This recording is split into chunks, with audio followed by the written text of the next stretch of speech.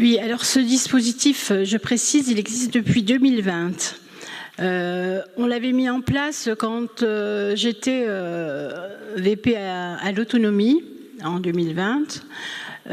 Lorsque on était en difficulté sur le recrutement des aides à domicile, à l'époque, on parlait de 300 postes non pourvus. Aujourd'hui, on est à 1000, hein, vous voyez le delta.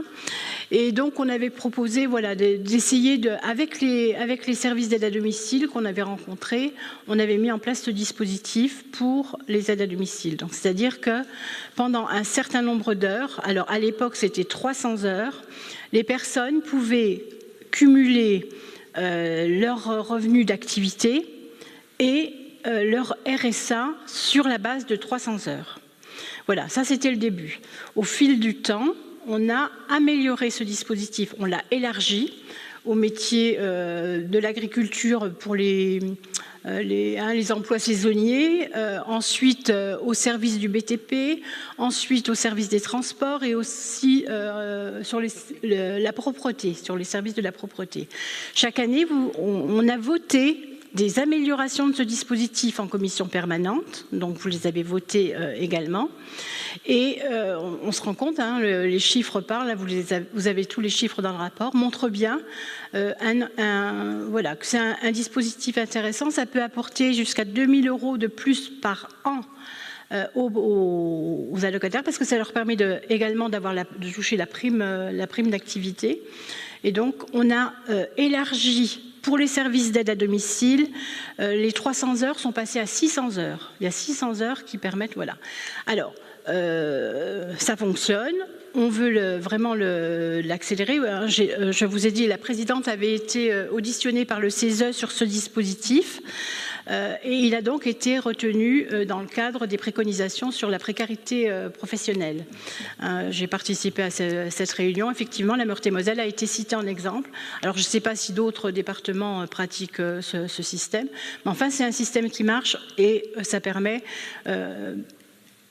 ça permet de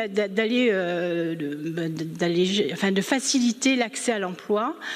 Ça nous permet aussi d'avoir des rapports proches avec les employeurs, parce que c'est vraiment une information, etc.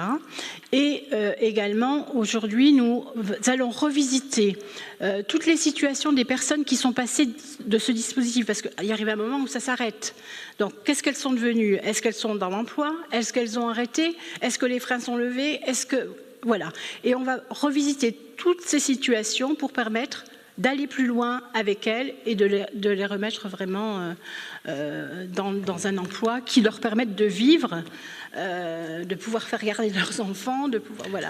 C'est tout ça qu'il faut lever, et c'est bien ça que je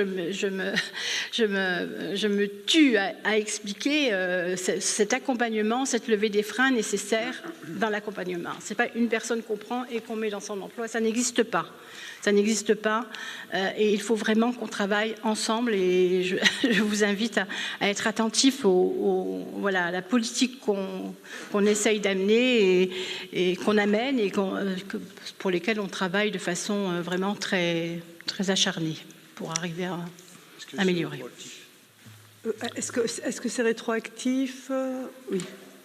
Non, hein, parce que voilà, c'est tout un calcul qui va se mettre en place, hein, pour. Alors, il faut que l'employeur, voilà, il soit partant. Il faut qu'il y ait des déclarations du nombre d'heures. Il faut qu'il y ait des liens avec la CAF, hein, qui verse le RSA.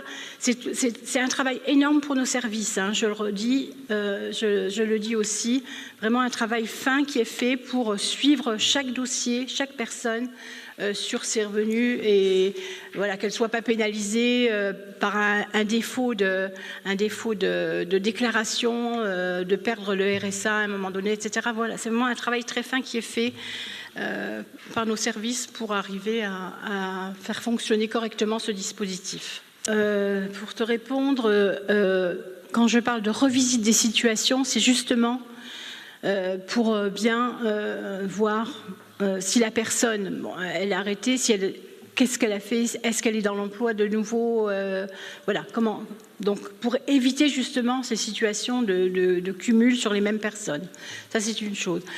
Michel, tu posais la question de, je ne sais plus. L'employeur, non, on ne peut pas. Pour l'employeur, ça ne change rien. Ce qui change, c'est que la personne, au lieu de sortir du RSA, si elle est dans l'emploi, elle va rester dans le RSA, puisqu'elle va continuer à percevoir son RSA. Donc, à qui ça coûte? C'est à la collectivité globalement, hein, à la CAF, etc., et à nous. Et les personnes sont toujours dans le RSA. Elles sont toujours dans les chiffres du RSA. Hein, voilà. Mais ce que nous voulons, c'est que justement l'effort qui est fait à ce moment-là puisse permettre aux personnes de les accompagner. Par exemple, on a beaucoup de personnes, 32% sont dans les métiers de la propreté. Pourquoi pas aider ces personnes à une formation pour qu'elles puissent aller dans les services du soin et du lien, les faire progresser. Voilà, c'est tout le travail qui est engagé dans ce dispositif et nous avons besoin de temps pour arriver à performer tout ça et solliciter. D'ailleurs, je vais participer bientôt à une réunion avec Catherine, avec les SAD, justement pour voir avec les employeurs comment ils peuvent eux aussi aider ces personnes qui sont dans ce dispositif particulier-là, hein, parce qu'ils ont aussi des efforts à faire en ce sens.